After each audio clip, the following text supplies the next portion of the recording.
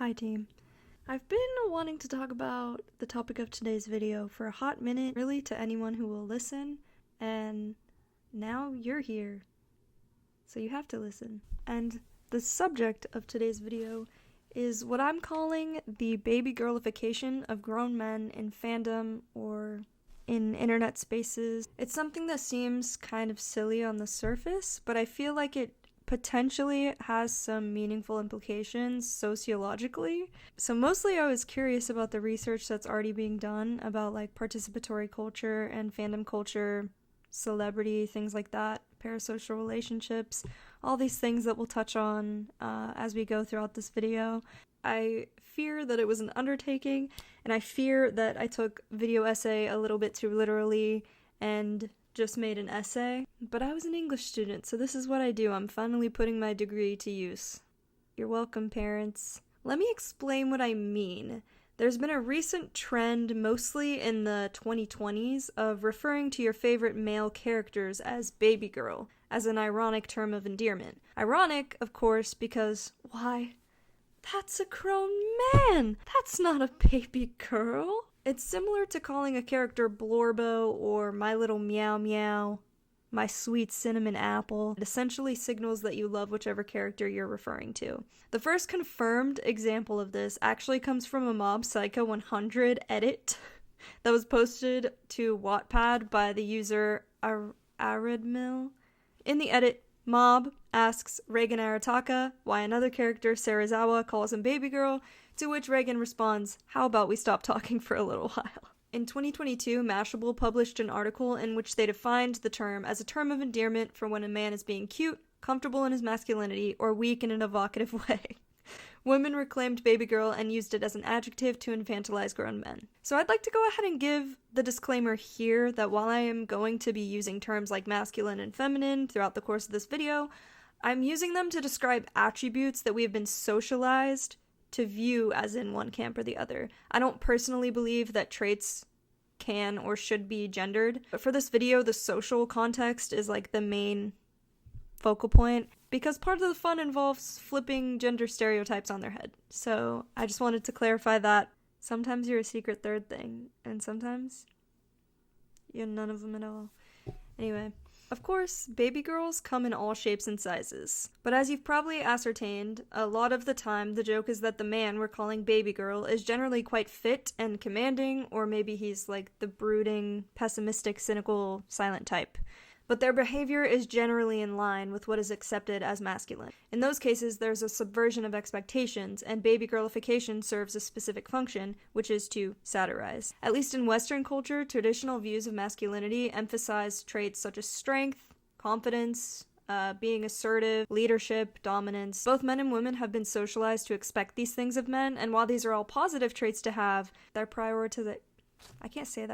prioritization automatically means the undervaluing of other attributes which afford people a balance of character, like the yin and the yang, where yin is the passive, receptive, and yang is the active, expansive. For example, if the ability to be assertive is viewed as indispensable, men may gravitate towards practicing speaking their mind, being bold and taking charge, while other skills such as listening and empathizing fall to the wayside or see much less practice and use, so they might be underdeveloped. When the value of strength is consistently upheld, vulnerability becomes less desirable to men as a matter of course. Those traits such as empathy, compassion, and sensitivity or receptivity are far more often categorized as feminine ones, which offers men another incentive to avoid them for fear of being negatively perceived. However, these are the characteristics that many women seek in a partner. In fact, they're what a lot of people want in a relationship: someone who will listen to them, relate to them emotionally, and offer support. So it doesn't surprise me that women would want to view the men that they are already physically attracted to as possessing those more socially feminine traits. Baby girl is quite plainly a feminine nickname by matter of definition, and it's usually uttered as a term of affection or sweetness. It's a subversion of expectations to call a big, beefy man such a nickname because sweet and cute is so antithetical to what most men wish to be. In other instances, though, the baby girl is viewed as already possessing those more feminine-leaning traits. Note, Not that they are feminine. A phrase that comes to mind is the female gaze, which describes a combination of traits that women find desirable in men. The idea is that this is something that men could naturally possess or appeal to by leaning into those traits, which have so handily been defined by thousands of women all across the internet and are apt for the taking. A recent example of a man who many accuse of intentionally catering to the female gaze is Paul Mescal. They theorize that his Mitski-loving and feminism adjacency, I guess, are put on. I don't know enough about him to really have an opinion, but some men definitely do this. That dude who compared himself to Marsha P. Johnson in earnest definitely does this. Though there can certainly be genuine sweethearts in the baby girl category, I'm picturing Zach Oyama. He always presents himself positively and looks like he wouldn't necessarily be able to kill you if he wanted to, which a lot of people like. Being a man deemed as safe online is a good position to be in, but also a very precarious one. I bet Ned Fulmer was someone's baby girl once. And look what happened to him. I think Spencer Shea falls into the genuine category for me as well, but he has the benefit of being a scripted character on a show that ended like a decade ago. Real men, such as singers, actors, and what have you, have the disadvantage of being able to make their own decisions. Their baby girl status isn't immortalized in nostalgia stone, so it can still shift. All that being said, I'd like to propose this baby girl taxonomy. The categories can be defined as follows. Ironic baby girls are traditionally masculine as defined above, probably physically attractive in a conventional way, and are likely considered manly or strong in actuality. Examples include the Chris's, John Cena, or Ryan Reynolds. Artificial baby girls are suspected to be performing femininity with varying levels of success. You probably wouldn't describe your own baby girl this way, but may recognize it in others. Examples include Harry Styles or Jacob Elordi. Sincere baby girls are the oddballs. They may not be attractive in a way that meets the norm or could potentially be described as being an acquired taste. Not always, and definitely not ugly by any means, but the emphasis may be more on their personality, sense of humor, or relatability. Examples include Matthew Gray Gubler. Who are you? What's your name? The studio send you? The network send you? Timothy Chalamet. Or Jimmy Fallon. Surprise fourth classification! Post-ironic baby girls. I propose that with how fast memes and trends like this spread through social media, post-ironic baby girls were born probably almost immediately. Examples would be like Count Orlok from the new Nosferatu or the Babadook, which are so obviously a parody of the format. So here is our official baby girl taxonomy. Let me know if you agree or what we should change, and where do your favorites fit in. While there's no one way to be a man, there certainly exist dominant codes that exert pressure on and create expectations around men, with consequences for women, children, and society as a whole. Therein lies the humor, calling men something they're not. Do you like how I explained the joke? Did it make it funnier? I feel like there's more to it than a simple joke. The baby girl phenomenon is just another example of fans engaging in fandom culture, and it may even help us examine our understandings of and relationship with gender. Sure, it's fun to be ironic and shitpost online, but we pick and choose characters and have favorites and least favorites and somehow come to the conclusion that this one man is my baby girl. Why? And does centering certain types of men just reaffirm the very stereotypes we claim to be satirizing? In my experience online, a lot of the fanfiction or discourse you see about certain male characters can easily get away from the source material. Sometimes it spirals out of control in ways no one could possibly predict, like that whole Snape wives thing that happened in the Harry Potter fandom. However, headcanons, a word that refers to what fans imagine about a character's story or situation, which doesn't actually happen on the page or on the screen. Side note, I love this example where Jar Jar Binks is someone's ultimate villain. But headcanons often reimagine a character as an inverse of their canonical self. For example, imagining a nerdy character as super suave, or a mean character as a secret softie. In my mind, calling a character baby girl is another means of imagining them as softer than they may be canonically. There's nothing inherently wrong with this, it's just an extension of headcanoning, but by projecting onto these men the characteristics that we wish them to have, I fear we may be losing the plot and ignoring the characteristics they actually possess. For example, A common baby girl that you might see on Tumblr is Dean Winchester, who was a beloved character on the show Supernatural. Many people feel a really strong bond with this character due to Supernatural being such a long-running show with such a huge fan base that's dedicated and commits a lot of time to considering and celebrating Dean. Fans were no longer just a fan of Dean, though, but his actor Jensen Ackles, and they became equally admired and discussed online. However, Jensen Ackles has exhibited questionable behavior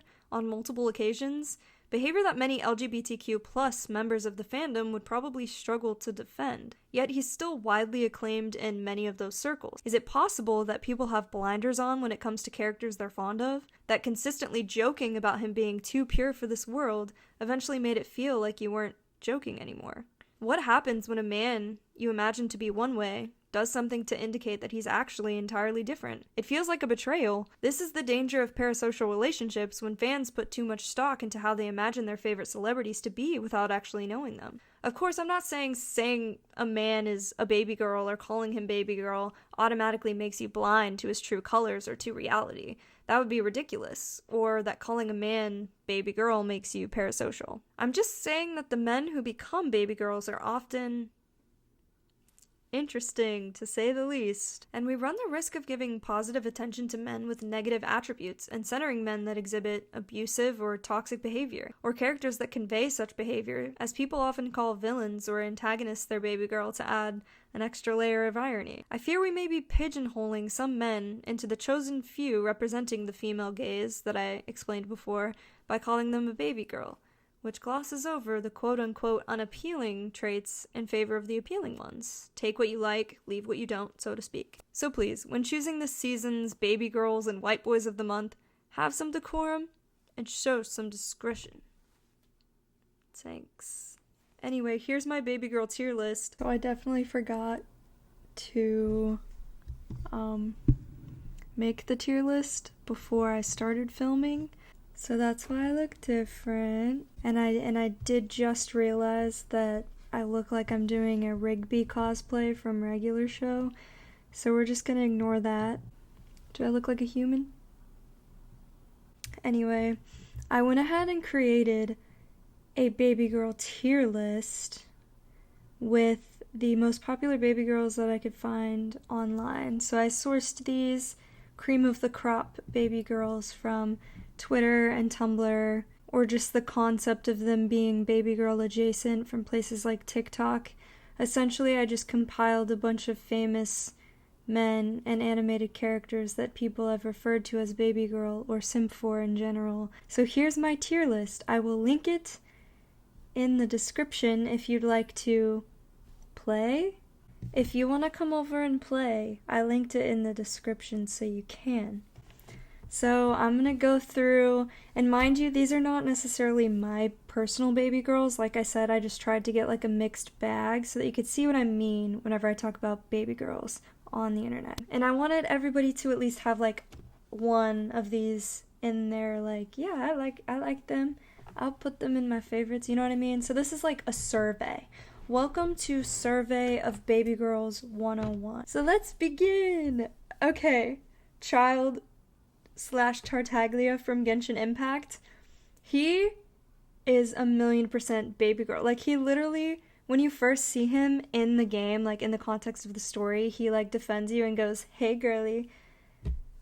He's just sassy. So I say he's cracked at Fortnite because he's not like my favorite in the world, but he is one of 2 characters I've spent money on that game trying to get. I will say that. Itzo, on the other hand, yeah, okay. Never faced a Fito.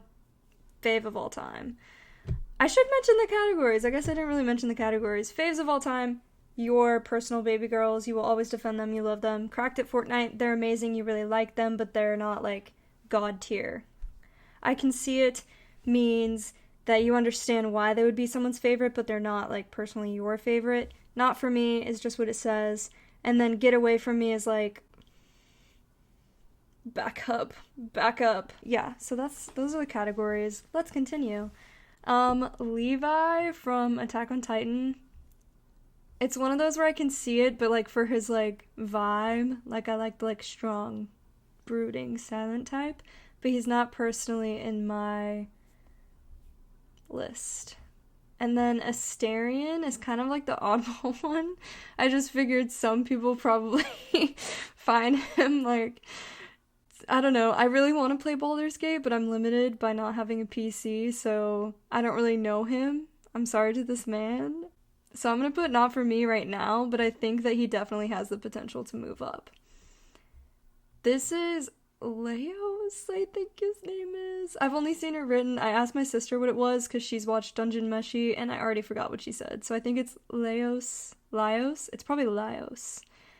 Laios from Dungeon Meshi. Again, I'm sorry if I'm wrong. I haven't watched it yet. I really want to. I promise. I just haven't yet. I can see it. He's like the himbo one, to my understanding, and he's a blonde man who's like conventionally attractive, so like obviously I can see it. Marky Mark, oh my gosh, he survived the LA gangs and he is here to stay. Fave of all time. Love this man. Pedro Pascal, I think personally for me, he's not like in my favorites. I think he has the potential to get there because I like his vibe. He's amazing in The Last of Us, so he's cracked at Fortnite. Paul Rudd. If you know me, you know how much I love Paul Rudd. Like, I did genuinely make it, like, a part of my personality to just, like, be a chronic Paul Rudd enjoyer. I used to make him cakes and, like, treats for his birthday on April 6th. A little bit of Paul Rudd trivia. His birthday's on April 6th. So, I really do. I like Paul Rudd. He's in my favorites of all time. I don't know. He's funny, and look at him. Look at that little face. Anyway, Chris Evans. I put all the Chris's on here just to, like, cover my bases. I thought I put all the Chris's on here. Chris Hemsworth, noticeably absent. He was busy. So Chris Evans, personally not for me. I understand the vibe, but he just looks too blonde. He's just too blonde of a man. Does that make sense? He's just too blonde of a man for me. Chris Pratt, if we were talking about Andy from Parks and Recreation, maybe he'd be higher. He would definitely be higher if we're talking about Andy. But Chris Pratt, leave Garfield alone. Get a job.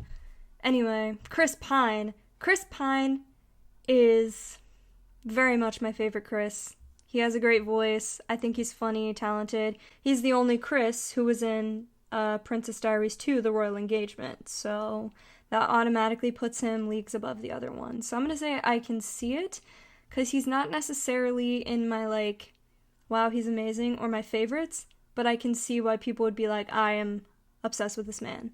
Jensen Ackles, okay. I've watched maybe 2 seasons of Supernatural when I was a kid, because my mom would watch it, and, like, I understand the Dean Winchester, like, bad boy with the cool car kind of thing, but Jensen Ackles personally is not for me. I feel like he gives me bad vibes. I'm sorry to this man. I don't really know him. I don't know any of these men. This is just based on vibes and looks, purely. Even though that's very shallow and vain, that's all I can go by. That's the tier list. Misha Collins, on the other hand, I can see it. Look at that smile. He looks so happy and jolly. I think he's fun, and I feel like he uses his platform for, like, good causes. So there's that. Jared Padalecki, the other Supernatural boy. I'm gonna say not for me, because I don't really know genuinely anything about him. I could not tell you a single factoid about that man. Harry Styles, I can see it. I love his music, but he's personally not for me. Like, I've never been attracted to Harry Styles. It's one of those things where it's like, you came to me at Papa's Orchard. That kind of thing. If you know what I mean. But he's definitely up there because his music is so good, in my opinion. Jacob Elordi. Call me basic, but I'm sorry. In the way, like, this is actually me being incredibly shallow and vain, because I saw Saltburn, and I'm pretty sure that's genuinely the only thing I've seen Jacob Elordi in. I can't watch Euphoria because I think it will trigger me and make me spiral, so I'm protecting my peace. And also, people who have watched Euphoria say that they hate Jacob Elordi now because of his character being so bad, and I don't want to do that to him, because I really like him, and I appreciate that Saltburn was just Emerald Fennell being like, look how hot Jacob Elordi is, and that was the movie. I liked it, personally. I think more movies should just be open and honest about what they are. Joe Keery, I'm gonna have to say, I can see it. I can see it. I think he's really funny, and I don't know, he was good in Stranger Things, and then I like the, like, Kurt's World account that he made, or, like, the Kurt character that he did from whatever movie that was. I actually didn't see it, I just see those clips on TikTok, and I think he's funny, so... Spencer Shea, greatest of all time, perhaps? I think I have to put... I forgot that I could, like, organize them in the category, so I think I'll do that last.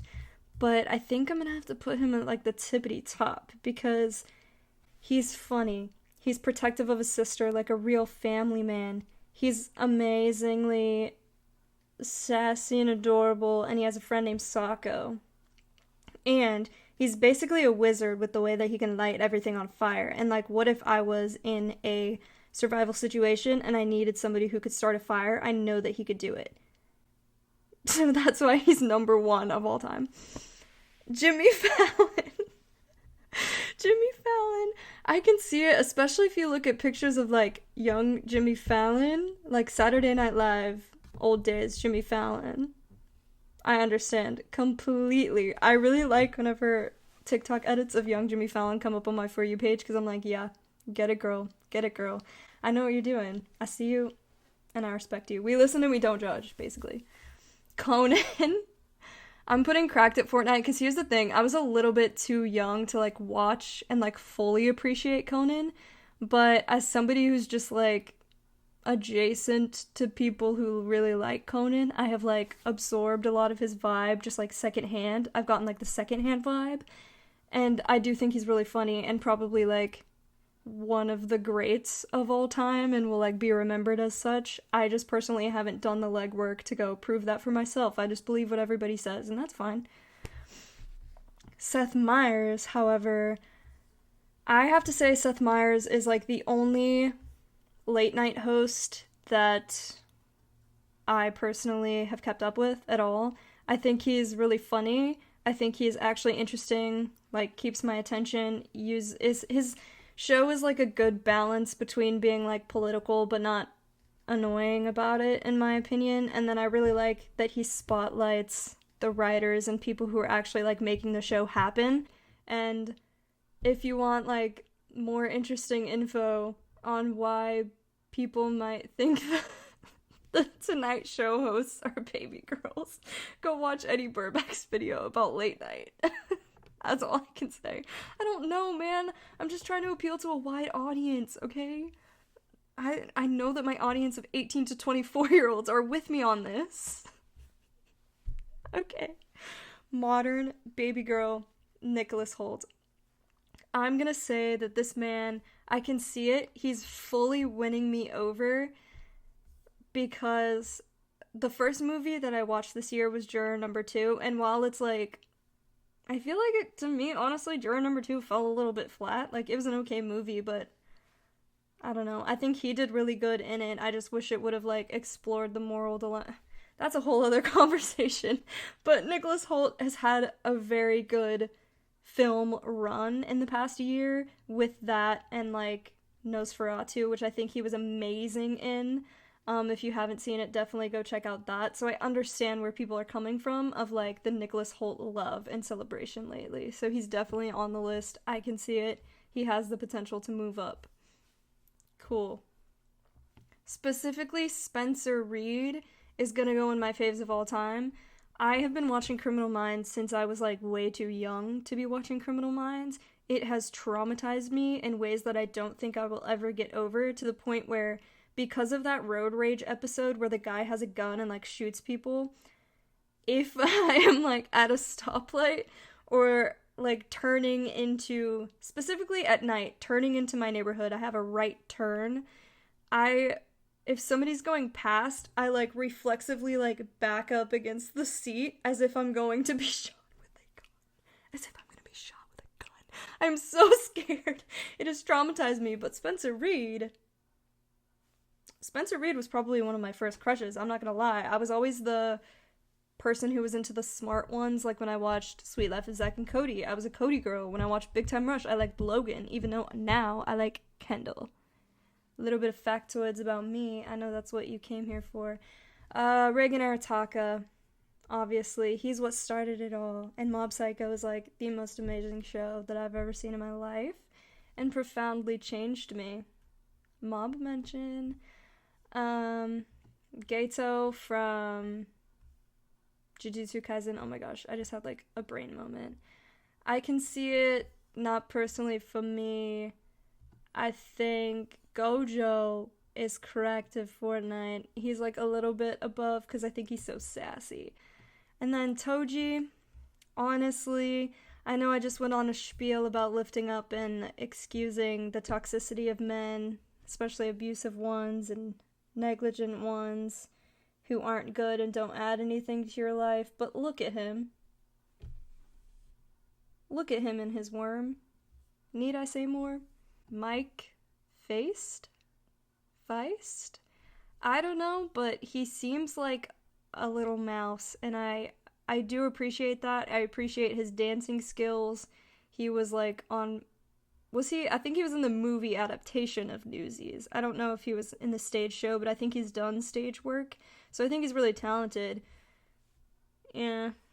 And then Josh O'Connor, also in the Challengers movie. He's giving mouse, but in a way that I'm not really sure about. I'm really excited to see him in Wake Up Dead Man, which is the third Knives Out movie that's in the works, or is, I don't know, it might be releasing soon. I don't know. I'm excited. Maybe I will like him more and know him more from that. I admittedly still haven't seen Challengers because I just don't know if I can. Like, it's the same with that new movie Babygirl. I'm like, I want to watch it. I just don't know if physically I can handle it. I have like an inverse reaction to seeing like horny behavior on the screen.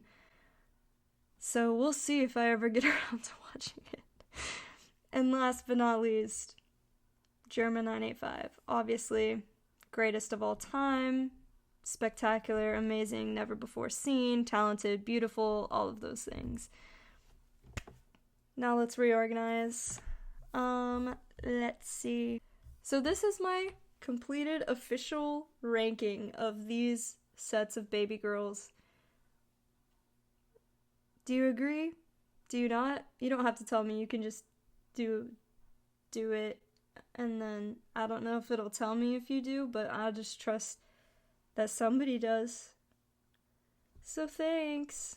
So you may have noticed something a little bit odd about that tier list that I just completed so adeptly for you. I mentioned that I just took the most popular baby girls that I could find from a quick scan of social media, and as such, there are no people of color on it. Oh wait, no. Pedro and Markiplier made it on there, so that's 2. Yay!